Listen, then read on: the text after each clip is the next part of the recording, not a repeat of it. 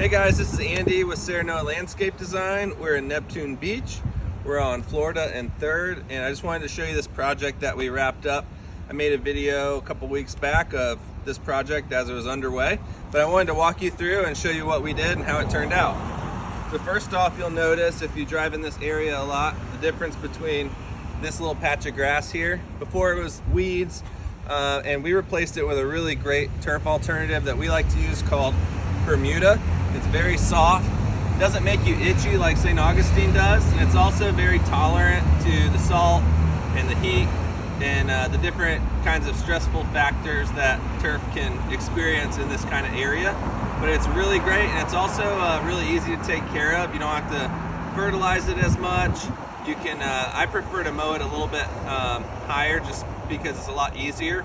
The shorter you mow it, this is like the same stuff that people use on golf courses and sports fields, but if you're going to mow it that low, then you're going to have to treat it with a lot of chemicals. I like to keep it a little bit higher and not have to deal with all that stuff, not have to stress it out so much. But come on through here. This is our Yopon holly hedge, which is really great for native types of pollinators and birds that like to come and eat berries. And it's also one of the only caffeinated plants in North America, which is pretty cool. So if you wanted to make your tea when you're doing your hedges, you can come clip some of that. Another plant that we have on this job that you could use in an edible way is rosemary. Rosemary is a really great plant for to use culinarily, but also in an ornamental landscape. When you're close to the beach, you're somewhere where it gets really hot and the soil doesn't have a lot of nutrients. Rosemary thrives on neglect, so it's a really great plant, and I like to use it as a foundation hedge. And it's also great because of the fragrance that it has. It smells really nice, and so as you're going to the front door, it's one of those plants when you walk by, you'll see the pretty flowers, you'll get to smell that. And then it's also nice to plant it not too far away from the kitchen in case you want to use it in your dishes. Now this is a walkway that we created using flagstone and crushed coquina shell, and it just takes you right through. We changed the shape of the fence and kind of made this make a little bit more sense. We wanted to show people, kind of direct them where to go on this property because it's kind of a unique layout here. But come on, I'll show you the rest of the property.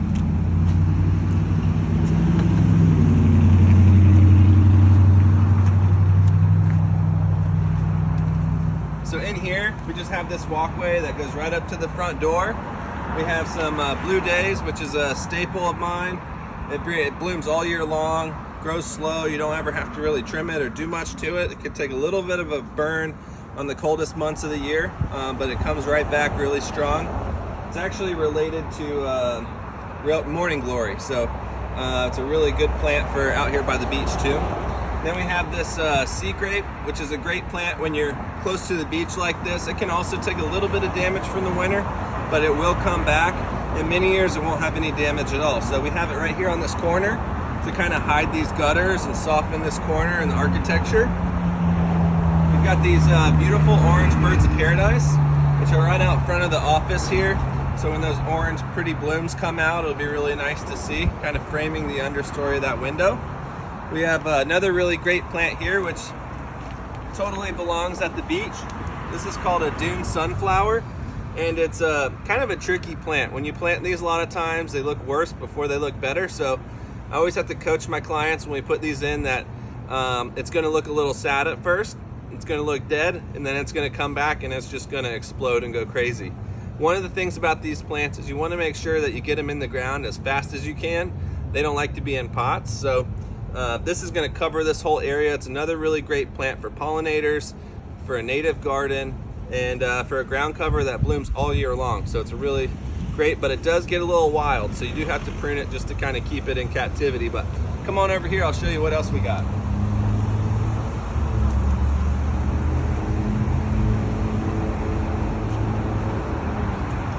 Here we have some really beautiful native silver palms. These are also one of my favorite plants to plant in the landscape. These grow a little bit taller than the orange birds of paradise do. So it's framing the understory view of that window really nicely and breaking up. This bluish silver color really complements the blue colors of the house. And this is actually the plant that I named my company after. Serenoa Landscape Design was named after this palm because you know, it's native, it's really exotic, and gives you that southern kind of feel, and that's what we're all about. We like tropicals, natives, and something that stays true to, you know, that southern style landscape. So this checks all the boxes for us. It's really low maintenance, has beautiful yellow flowers, great for pollinators. You can make medicine out of the berries, and it's just super tough whether or not you're in the sun or the shade or wet soil or dry soil. It's just very able to be, you know, utilized in a lot of different kinds of conditions. So it's one of my favorite plants that a lot of people pull out and associate as a weed, but if you use it in the right spot, it's a really beautiful addition to any Florida landscape. Come on this way, I'll show you where else we got. What else we got over here?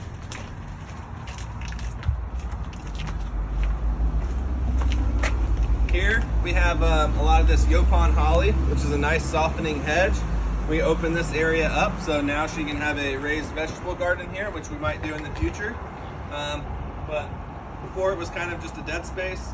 Now it kind of has more opportunities, nice circulation throughout the landscape, and if you wanted to have a fire pit here, or if you wanted to have a vegetable garden, it has a lot of different possibilities. But we'll show you this last little part of the garden, and then I'll let you guys go.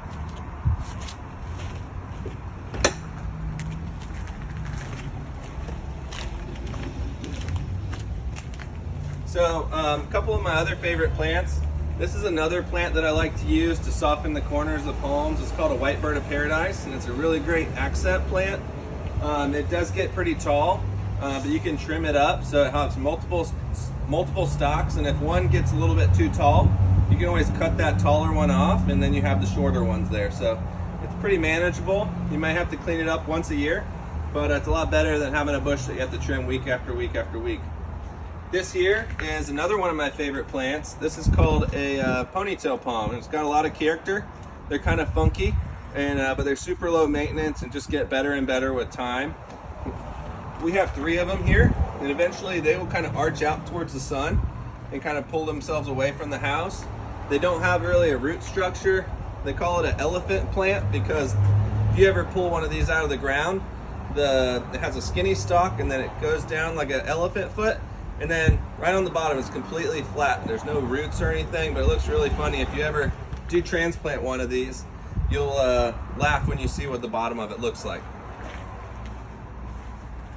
So this is basically it for the backyard.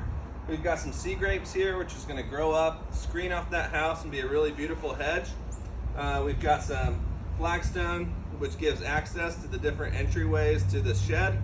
And then last but not least, we have a couple different kinds of plants here. Some of these, you know, look a little tattered, but they will be coming back. This is a really good plant for low maintenance.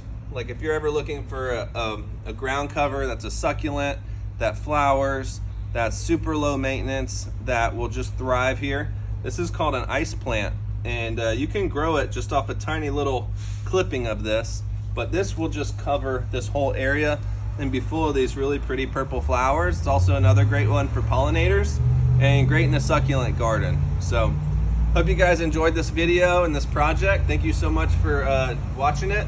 Let me know your thoughts, and I hope you guys have a great day. Thanks.